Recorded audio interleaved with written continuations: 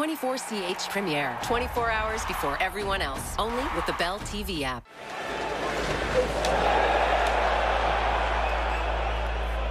Le joueur était blessé au dos, comme la majorité des gens ont pu le voir.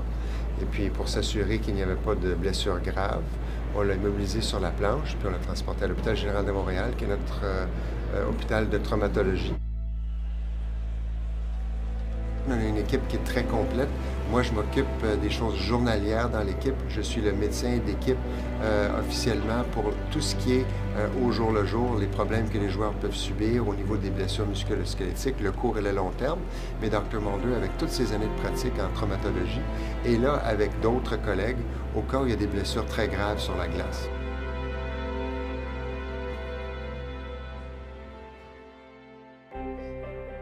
Ce n'est pas toutes les équipes qui voyagent avec leur médecin d'équipe.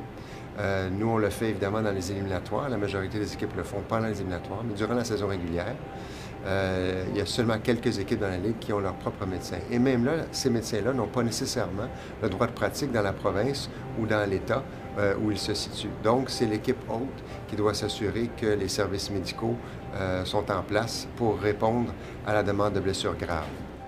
Nous sommes immédiatement en contact avec le médecin de l'autre équipe.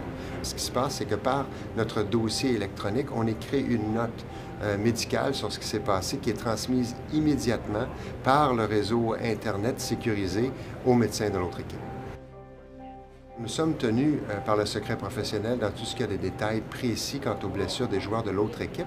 Mais il reste que la Ligue nationale de hockey, c'est une grande confrérie où, évidemment, les joueurs nous posent des questions peut-être par la suite. Ils sont inquiets eux-mêmes de ce qui est arrivé à leurs collègues de travail. Alors, on va répondre de façon générale sans donner trop de détails.